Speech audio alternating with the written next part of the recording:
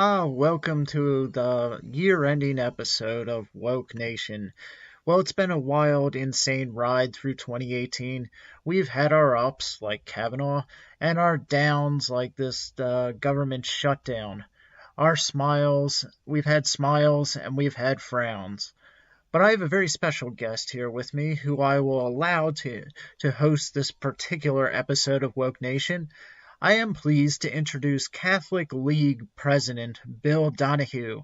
He is here with me now and will be bringing in this year's year-ending episode. Take it away, Bill. Thank you, Peter. Thank you.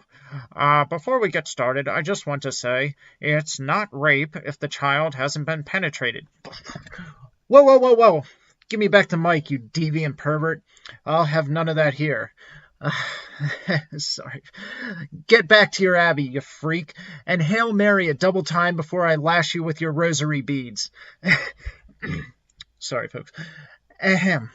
Yeah, Bill Donohue is gone from the studio now. So now, the year in censorship. At number one, we have Alex Jones, who has been deplatformed from all social media. I put him at number one because he has absolutely no social media presence anymore. There's no doubt that you heard about his case in the news. Apple got rid of all his podcasts. Twitter got rid of him. Facebook banned him. Instagram banned him. YouTube he had over 2 million subscribers to his YouTube channel, and bam, gone just like that. There was no reason for it. Their excuse at the end of the day, when you cut through all the BS, was that he had long ago, during the Sandy Hook shooting, he had made some kind of claim that some of the people, the victims or their families, might have been crisis actors. If you actually read his quote, he didn't actually say that he thought they were crisis actors. He just merely kind of posed the question. But be that as it may, that is not a reason to completely ban somebody and censor their speech. But that's what happened. And now, if you search for Alex Jones on any platform whatsoever, you won't find him. He has his own website going, but and from what he's saying, he's doing great on there. You know, he's gotten even more subscribers than ever before, and I hope that's true to an extent. I would like to think that deplatforming doesn't completely ruin a man. I kind of suspect that it does, but I would like to think that you can still fight the good fight without Twitter or Facebook. But that's number one at Alex Jones. Following at a close second would be Gavin McInnes. He just recently was removed from Facebook, from Twitter, from Instagram. Currently, he still has his YouTube account, which is why he's at number two and not number one. But he admits that this is tenuous at best, his keeping of his YouTube channel. Social media companies have used Gavin's ties to the Proud Boys as an excuse to ban him. The Southern Poverty Law Center has branded the Proud Boys, which is a men's club that Gavin McInnes started some years back. It's just basically a rowdy group of old guys in their 40s who still live and behave like they're in their college years. It's like a frat. That's all it is, a men's frat. That's obviously redundant because a frat is for men. But that's all it is. They would just get together, drink, fart, punch each other in their arm on their birthdays, and then over time it kind of evolved into a sort of political arm of their conservative beliefs. They would go to different events to show support, but I never thought it was a good idea, him being involved or starting something like the Proud Boys. Certainly, it's not a terrorist group like the Southern Poverty Law Center tries to affirm, but I didn't think it was wise. It's never wise to start large groups of drunken men, because number one, when they're rowdy like that and there's alcohol involved, you really have no control over what might be said or what might be done. But this is absurd that they're now being investigated by the FBI. this Gavin's creation of the group and his involvement with them has led directly to his being banned off of every platform out there except for YouTube, which we all know that's coming right around the corner. Um, but I mean, when you compare the Proud Boys to Antifa, on the other hand, and I don't like the whole whataboutism, to defend somebody or a group. I think on its own merits, the Proud Boys was a foolish group to start. I don't think it's a good idea, and it's not a group I would have been a part of. And I think they would open themselves wide open. Um, they left themselves wide open for criticism and for these kind of things to happen in the atmosphere that is present in this culture today. But I mean, that being said, it doesn't make it right to do what they've done to Gavin. His show was also axed by he had a show called Get Off My Lawn on CRTV, and CRTV was just bought out by Blaze Network, which was owned and started and owned by Glenn Beck, who I really don't have much respect for anymore these days. He used to be good back in the day. And then he just sort of like turned into this Nancy little loser. He acts, I mean, I heard an interview with him not too long ago on the Rubin Report, Dave Rubin show, which I like to listen to. Dave Rubin, he's no intellectual, but he has an interesting show. I think it's a joke that they call him part of the intellectual dark web, but whatever. That's a side note. But Glenn Beck, I mean, he sounded too much like he wanted to be like a modern day Gandhi, like this spiritual, like compassionate, old wise man, and it just comes off as so fake and smarmy. And this move of Blaze Network getting rid of Gavin now that they've merged with CRTV it just shows you like really what's at the heart of Glenn Beck's organization and their mindset there. Instead of standing up for Gavin's free speech and standing up for the fact that the Proud Boys are not a terrorist network, they've decided to take the cowardly route and deflect criticism away from their business dealings, which is essentially what this is. Everybody knows Blaze Network was struggling. Glenn Beck, he didn't have a roster of big names. And on the other hand, CRTV did. Mark Levin, who I really don't know much about, but he's big. I know that. And then there was Gavin, who's popular, wildly popular. And they have Steven Crowder and a number of others. Michelle Malkin. There's a number of good talent that was associated with CRTV. And more than likely, this move to Blaze is just going to ruin it and destroy it. You'll see Steven Crowder going next, probably, because he's too politically incorrect with his humor. And that was the other thing about Gavin, too. Even though it's not right and everything, his humor was so blunt and so politically charged and so politically incorrect. And his politics were as well. And he would just, with such vitriol, rightly so, attack feminism and the bad tenets of Islam that, I mean, you knew this was going to come at some point. Again, it's wrong, but, he's an obvious target after Alex Jones.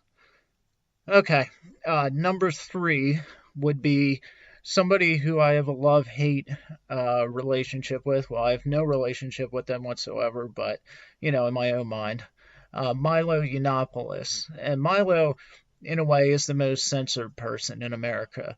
And it's true, he's still on Facebook, he still has Instagram and YouTube, but he was banned from Twitter in 2017.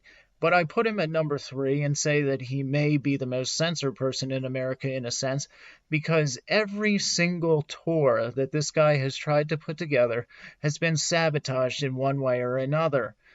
His Australian tour with Ann Coulter recently fell apart. Now he's scheduled to do a tour in Australia with Gavin and Tommy Robinson. This is supposed to be in February 2019, but now they're saying Gavin's not even allowed in the country. That's another thing, another star to his roster. But I mean, just recently over the Halloween holiday, the mayor of New York, well, I mean, to get to the beginning, there was a professor named Michael Rechtenball, Wald, Rechtenball, Wrecking Ball, Rechtenwald. I don't even know if I pronounced that right, but he's a conservative professor or libertarian professor, I believe, over at New York University. And he's a Milo fan, and he invited Milo Yiannopoulos to come and speak uh, for Halloween at his university to his classroom. And the mayor of New York himself, Bill de Blasio, intervened and pressured the university to ban Milo from coming at the request of a professor. I mean, this is just insanity. And it's gotta be an outright trampling of Milo's First Amendment rights. A government official intervening to not allow somebody to speak at the request of a professor at the university. I mean, that's just wrong on so many levels. Um, but this is what I'm talking about. Why? And these kinds of things have been happening to Milo ever since his career was railroaded over those comments regarding pedophilia way back in 2017. I say way back in 2017, but news these days happens at a mile a minute, so it feels like 10 years ago. But I mean, his career has just been destroyed ever since then. They banned him from CPAC. Um, I mean, he was invited to talk. I don't have the list in front of me, but I would see it on Facebook. Okay, now he would get on there. Okay, now I'm going to be speaking at. I can't even. I sound like an idiotic Australian. But I mean, they would invite him to speak at CPAC or a night for freedom or all this kind of stuff, and just one by one you would see them. Milo banned. All of a sudden they've decided not to host him. This college, the mayor inserts himself into the whole mess and bans him from the university. I mean, just one thing right after another. Ann Coulter is a big name. You would think that there would be no problem with going on tour with Ann Coulter, but that even fell apart. Um, now this one with Gavin not being able to get into the country, it's doubtful whether this tour will even happen. And then on top of all that, if you followed Milo at all recently, which I still do from time to time, he put out a video on YouTube saying that he wanted to start this whole kind of skit show, kind of like Saturday Night Live. And he since he's in so much debt now because he can't tour, he can't do anything, except puts out books every once in a while, which there's no press and no reviews of. So God knows how they're selling. Um, he tried to start a Patreon so that his fans could support this idea if they chose to. He was on Patreon for one day, not even a full day before they banned him, because he was friends with Gavin McInnes, who had started the Proud Boys that the Southern Poverty Law Center now says is a terrorist organization. You see how these institutions all work in sync with each other, like Patreon and the Southern Poverty Law Center. Um, and by the way, the court case I don't think has been finalized. No verdict has been reached with the Proud Boys. They're just being investigated. But here again, we see due process being thrown out the window. Milo having an association with Gavin, the guy who started Proud Boys, and that's all that's needed to just damn his career completely. Patreon won't even allow him on there. It's insane. So that's Milo at number 3. Number 4, I would say, would be Tommy Robinson. Tommy Robinson has suffered the most from a legal system perspective. He's a brash and bullheaded guy, and has consequently put himself into situations that weren't the wisest. He was arrested while filming outside a courthouse on the infamous, I think the Rotherham rape gangs, the Islamic rape gangs, and they got arrested finally after raping half the freaking country. And, so he had gotten, over in England, they're very strict about the press, reporting on ongoing big trials because they don't want the jury to be influenced by something that might be leaked in the news or influencing their decision. They're very strict about that over in England. And so Tommy had already been caught one time on the steps of a courthouse. I forget where the first time was, and the judge, he had been brought in, the judge warned him and said, "Don't do this again or you're going to jail." Well, then he stood outside the Leeds courthouse and once again started filming. They arrested him right away. Now, I mean, yes, he was asking for it, of course, and he shouldn't have done it. It was stupid. But the one thing that can't be denied is the swift prosecution that followed. I mean, the trial went through very quickly. He was sentenced to prison immediately. And this is a trend with Tommy. The establishment there, it's no secret, hates the man. Twitter has banned him. He's been randomly banned and reinstated on Facebook 100 times. YouTube's probably done the same thing. I don't know, but he's been in prison multiple times. A lot of it for really stupid things that most people probably don't go to prison for, but because he's Tommy Robinson and he's taking a stand against the rampant migration in Europe, particularly in the UK, where he's a citizen. Because of that, he goes to prison immediately. He's prosecuted and pushed through the legal system far faster than anybody else. And while in prison, he's had attempts on his life by Islamic inmates, and this is all because of the things that he says and what he stands for. They are doing everything they can there to shut him down. There are random police raids on his house from time to time. He gets death threats all the time. His family gets death threats all the time. He may not. I don't know. I wouldn't be surprised to hear that he had been killed at some point. I really wouldn't.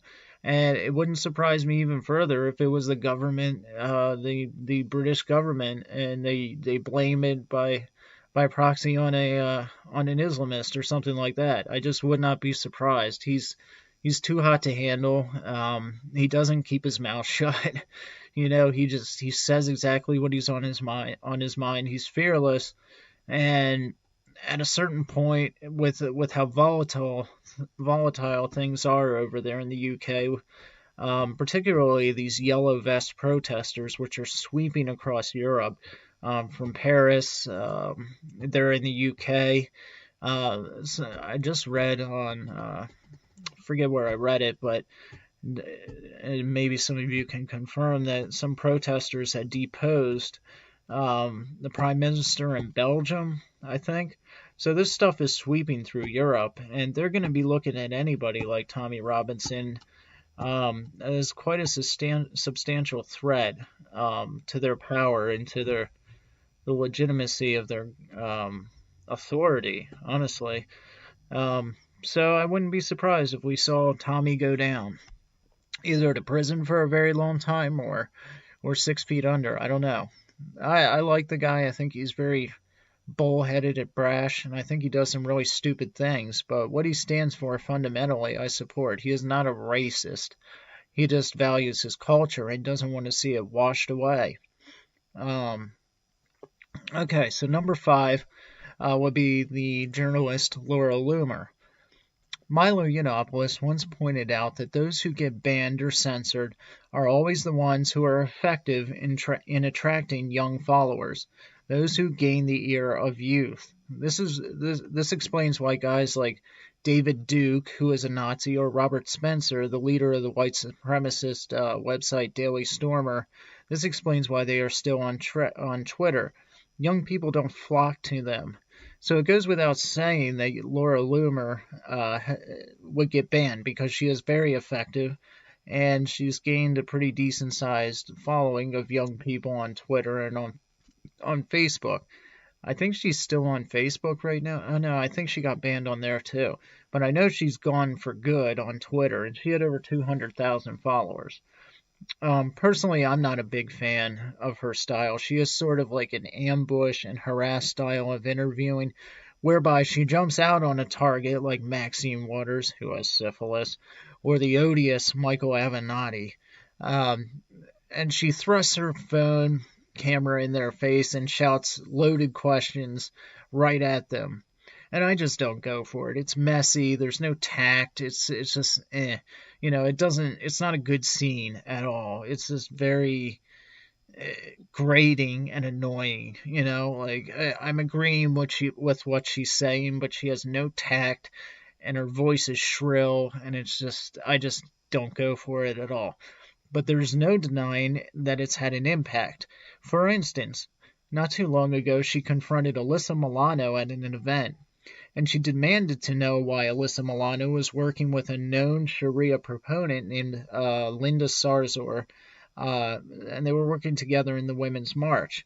Now, Linda Sarzour is a proponent of Sharia, and she is a known, undeniable anti Semite. And this confrontation caused Milano and others at the Women's March to leave the Women's March um, because of the association with Sarzour and a few others like her. And right now, the Women's March is embroiled in substantial controversy because of these people like Linda Sarzour. And all of this came about because of Laura Loomer confronting Alyssa Milano. Um, so messy as she is, um, totally lacking in tact or refinement or polish. It doesn't matter. She is incredibly effective, and people are really starting to pay attention. When she got deplatformed from Twitter, it was for a post that merely pointed out the hypocrisy of a Twitter. What was it? I cannot remember this lady's name for the life of me. I never can. But she was just elected to Congress, and she was a Muslim. And Laura Loomer was pointing out that she was a Muslim and that she had made anti-Semitic comments in the past about Israel being the great Satan, and we need to wake up to this. And she was asking how she was allowed to get away with that on Twitter, and accusing her of being a proponent of Sharia law. I cannot remember this lady's name, but just look it up. She just got elected to Congress. Um, Laura Loomer calls her and a couple other Muslim ladies in our government the Islamic caucus, I believe. Um, but that tweet was not offensive that Laura Loomer put out there. It was merely a very factual tweet, and she was banned for it. Now, so she went down to Twitter and chained herself to the front door of their headquarters to gain attention, obviously.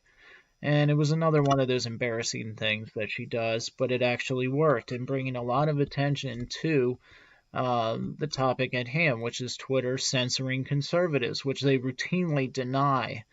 And they have to deny it because if they can get away with denying it, which so far people like Zuckerberg with Facebook and Jack Dorsey at Twitter and all the rest of these jackasses have all been before Congress testifying under oath that they do not censor political views, that they are open to all views, which is a lie.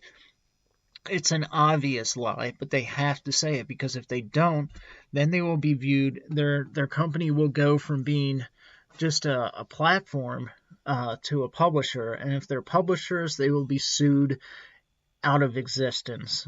So that's a big deal. As long as they can say, and nobody can prove them a liar, but as long as they can say it, that they're open to all views, then they're free to roam around and do as they please. They're free to get rid of whoever they want, as long as they're not intentionally censoring a view.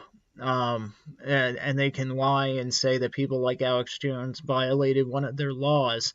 It wasn't because he was a conservative, they would say. It's because he violated some of their agreements, some of their laws, which is, nobody really believes that.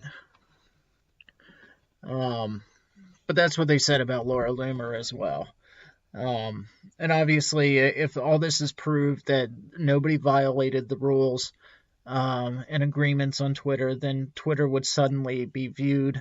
I think it's Section 230 or something like that, where they are now publishers. And if they are publishers, then then they are legally responsible for absolutely everything that has ever been posted on their site. And it goes without saying that that would be the end of Facebook or Twitter or any Instagram or YouTube. They would be done. So they will fight that tooth and nail. So yeah, that's Laura Loomer. Number 6 is Roseanne Barr. And I know. Roseanne wrote that gross racist tweet. There's no denying it. She doesn't deny it, although she did hawk some bizarre excuse that Ambien caused her racist tweet. But whatever the case, it was the uproar that was fascinating, especially in light of recent comments on Twitter and Facebook made by prominent liberal Joy Reid, who made homophobic comments and received almost no censor. Now, I mean, there was a backlash against it, obviously, but nobody really took Joy Reid to task for it. You know, she stood up and said at first she denied it, but then when it was brutally obvious that she had made these comments, she tried the old trick of, I don't remember. And then when it was obvious that she did remember, she said that her social media sites, that her name was hacked and that somebody hacked her and put out those tweets. Like we're all idiots. Like anyone would believe that. I think every conservative should just take that route from now on, because it worked for Joy Reid. Why couldn't it work for Roseanne? Somebody hacked Roseanne's Twitter and sent out that tweet where she compared, I forget who, to an ape. Something with Planet of the Apes and a black person. I don't know. I didn't pay much attention to it. It was just stupid. And I mean, yeah, she should have been yelled at and censored, and well, not censored, but I mean, like, you know, it's one tweet. I get that it's wrong, and I do not support racism in any way, shape, or form. But do you immediately rip the ground out from under somebody just because of one tweet? I don't think so. I could be wrong. I don't know. But I just think that we live in such an overreaction society where everybody just takes everything to level 12 immediately. You know, there's no thought process. It's just all pure emotion, straight to level 12. You know, just rip her show out from under her feet. Well, they didn't deplatform her, but, you know, that may not be far away anyway. But, you know, just totally destroy her career immediately. There was no waiting. What was it, NBC or whoever owns NBC, they didn't wait. They didn't think about it. There was no debate. They didn't talk to Roseanne. They didn't wait for her to apologize. Just boom, done. Her show was getting over 30 million viewers on some of the episodes. There's no other show like that on TV right now. And they just got rid of it just like that. Now, of course, they're regretting it, and they've admitted that because they tried to, in their greedy little stupid minds, they thought that they could put out the Roseanne show without Roseanne, which is like House of Cards without Kevin Spacey, you know? And they called it the Connors, which, you know, whatever. And nobody watches it. And now they're, you know, the word's leaking out, and some of these people are saying, yeah, we kind of regret getting rid of Roseanne. Oh, really? Well, it's too late. I hope even if they offer her job back to her, I hope she just says, screw you. And then she goes and takes whatever money she has left, gets a couple donors, and starts her own dang show on her own website, away from all them, so none of them can get another freaking penny out of her. I mean, it was wrong what she did, but this hyper reaction, this lynch mob mentality we have in this country, if any time someone opens their mouth and says anything remotely, whether it is genuinely wrong or politically incorrect, they're just done. Like, fry them, hang them up, lynch them. You know, like Kevin Hart, immediately castrated and castigated, not allowed to host the Grammys because he made some gay jokes a few years ago about how he doesn't want his son to be gay. Like, that's unthinkable. That's his right. If he doesn't want his son to be gay, let him not want his son to be gay. What do you care? You know? Give me a break. People just want to make everything their business. They just want to make offense. They just want to. It's this group of people just wandering around the country, obsessed with being offended, looking for offense. They revel in it. They wallow in it. It's what gives them value. I've been offended today. That just justifies my existence. Like that Scaramondi or whatever his name is, lawyer, who's been harassing Jack Phillips, who's the baker, the Christian baker of the Masterpiece Cake Shop out in Colorado. And this guy famously wanted Jack Phillips, to make a cake to celebrate his gay wedding. I think it was Scaramondi. And, that went to the Supreme Court. They lost. Jack Phillips's rights were upheld. But that wasn't good enough. Losing at the Supreme Court was not good enough for these guys. And the very day that case went to the Supreme Court, this freak lawyer, Scaramondi, or Scaramucci, whatever his stupid name is, calls Jack Phillips up and says, "Hey, I want you to bake me a cake to celebrate my transition from a man to a woman. And this is a transsexual." What do you think Jack Phillips is going to say? This was not a question or a request made in honesty or sincerity. It was intentionally there to be used as a stumbling block to give him a reason to launch yet another complaint with the Colorado Commission. Civil Rights Commission, I think is what it is. And that's exactly what happened. So now they're back in court again for round 2. And you want to tell me that this is all genuine, that there's not another cake shop in the entire state of Colorado, or that there aren't 50 right there in Aspen. Give me a break. I mean, the fact that the courts are even paying attention to this, that they aren't throwing it out, says all you need to know about them right off the bat. Okay, number 7 is Megyn Kelly. Oh my goodness, Megyn Kelly. Blackface. I think that about says it all. Blackface. Should she have said it? I don't know. Was it horribly racist? No. 1,000 times no. Racism, at least as far as I can think of it, is largely based off of intent. It has to be. It is about inner prejudice and hatred and bias. Was what Megyn Kelly said, was she espousing racism in her comments? Was she deliberately trying to insult black people? Was she attempting to mock their years of slavery and suffering?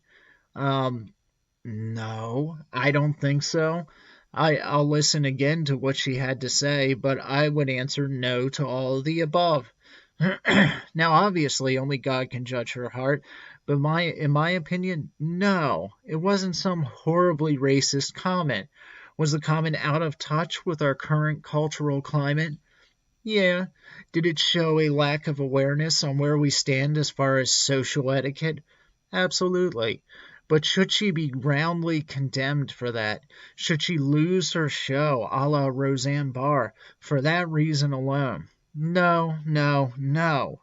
I would argue that we need more people out front who are out of touch with PC culture.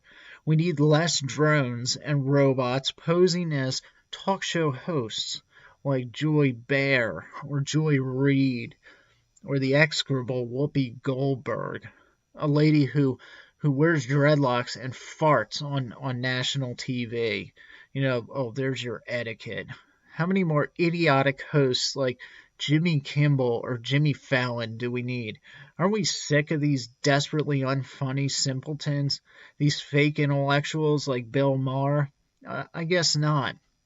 So it's out with Megyn Kelly and in with Joy Reid and Joy Behar and faux intellectuals like Bill Maher.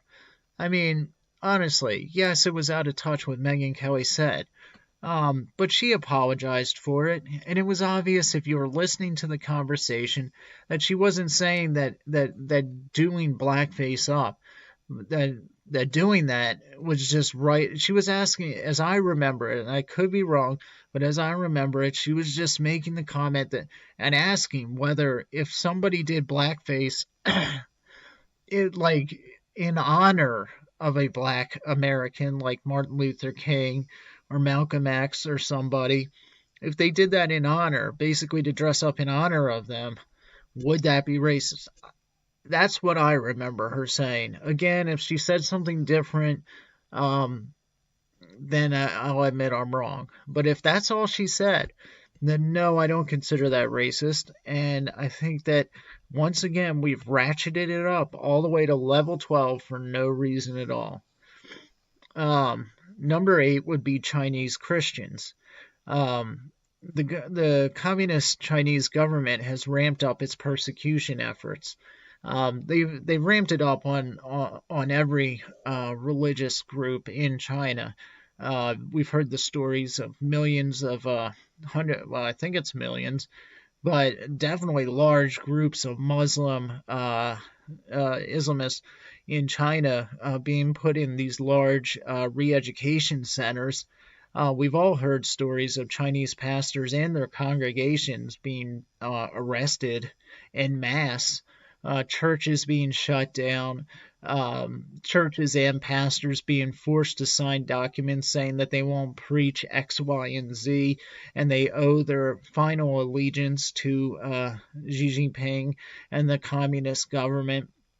Um, any communist government is going to look upon religion as a existential threat to itself, because a Christian's ultimate authority and their ultimate king and their ultimate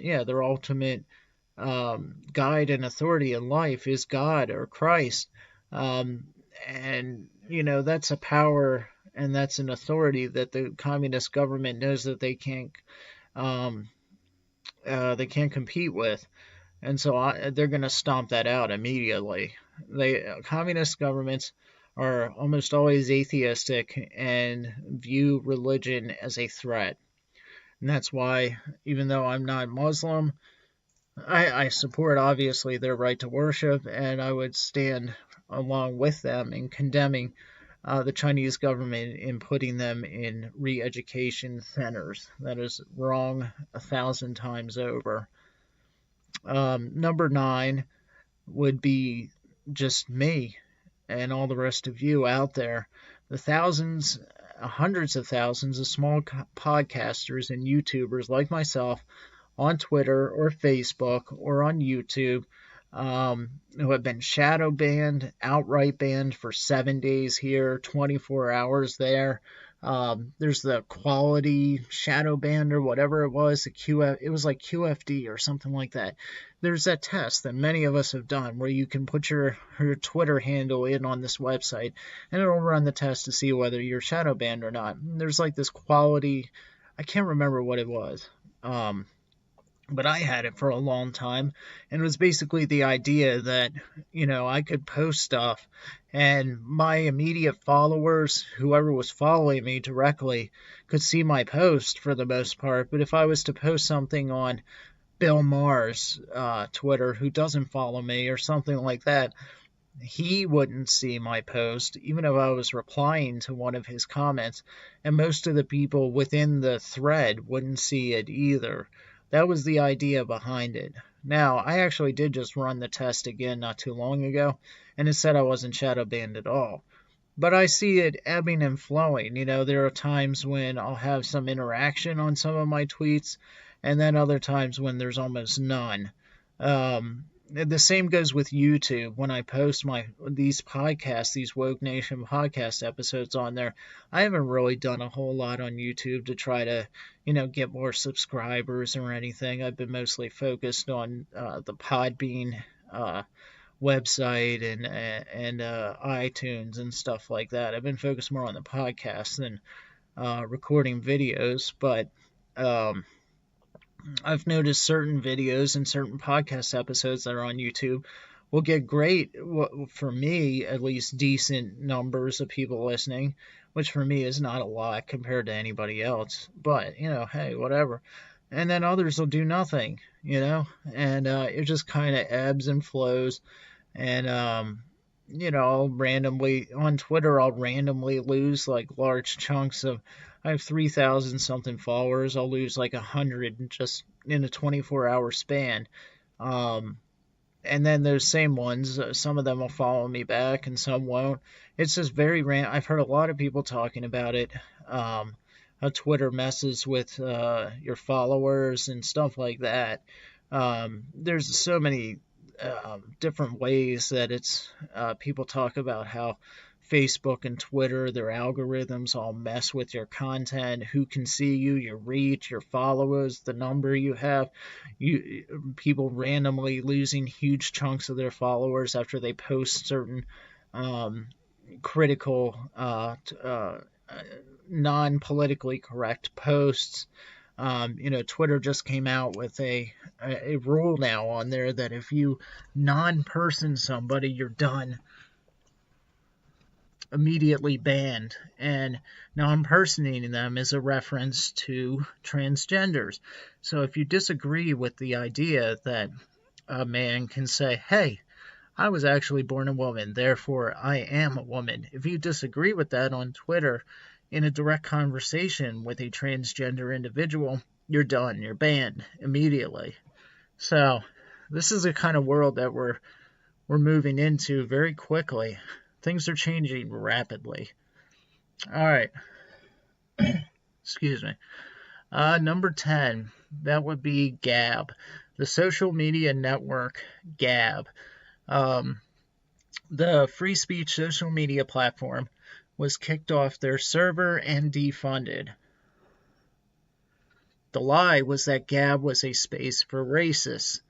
This move came after a man named Bowers, who shot up, I think he was the one who shot up the Tree of Life synagogue, and he was found to have a Gab account and had posted directly violent content and threats. And obviously, immediately, there were calls made in the mainstream media to have Gab defunded and banned. Never mind that other shooters of recent memory have posted violent threats on Facebook, Twitter, Instagram, YouTube, and nobody has ever called for any of those media platforms to be banned. I mean, every shooter in history has had a Facebook page and has made one disturbing post or another, and nobody has said maybe we should take Facebook off the web. But they did it right away with Gab. And the reason for that is pretty obvious. You don't have to think too hard. It's because Gab does not subscribe to politically correct rules. They have said that speech is free and that we should be able to talk as we want to on social media.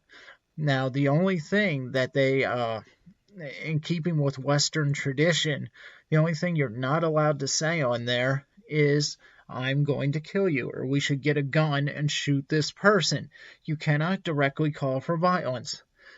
Now, it may be that they overlooked Bowers' tweets, or I forget what Gab, they're not tweets on Gab, that's Twitter.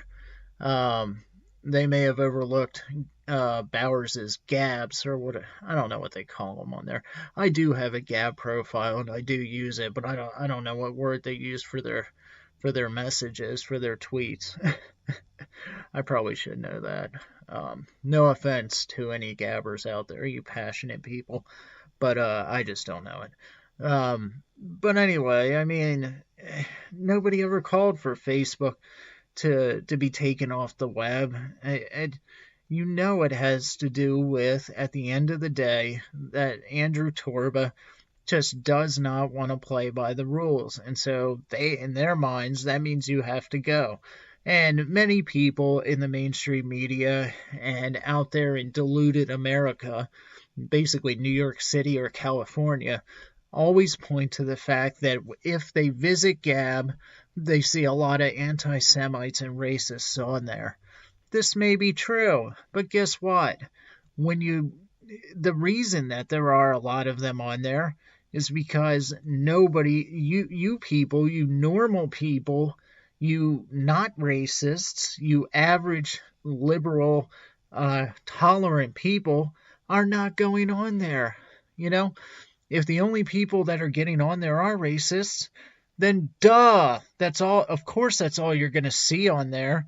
Just like if you pointed to an open square in a city and said, if you go in that square, you can have free speech and you can talk as you like and hash out ideas and nobody will censor you. And the only people that walked on over into that square were racist.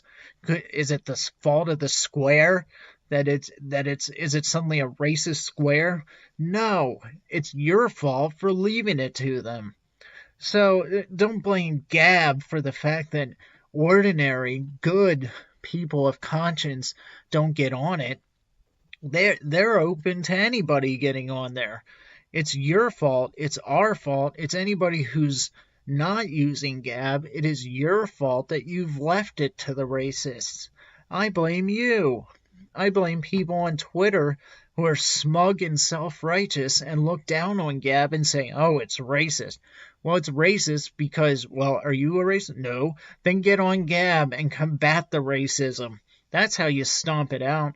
You don't push it off to the side so they have their own. What are we going to have one day? The social media platform for racists, and then the social media platform for homosexuals, the social media platform for Christians, and we'll all just live in our little bubbles and never interact. That's basically what they're trying to push for in a sense. And that's madness. No society will stay cohesive and glued together and working together with that kind of idea. It's going to fragment and break apart. And I mean, ultimately, I think some people do want that. And the people at the top who push these ideas do want that, and then you have the low level morons who buy into it, who are true believers, who just don't see it. They don't see that ultimately this is just for the destruction of Western civilization. So anyway, that was the top 10 list of people and organizations that have been most censored in 2018. 2019, there'll be another 10 or 20, and there's probably some that I didn't get to here in this list, of no doubt. But anyway, I'm putting this podcast on the 30th of December. Shoot, I don't even know if there's 31 days. This is terrible. I should at least know my days before I get on. Yep, Monday. Tomorrow is New Year's Eve, and then Tuesday's the 1st. So, Happy New Year's to all of you. As soon as I'm in the New Year's, I realize December and November and December have been kind of slow with the podcast.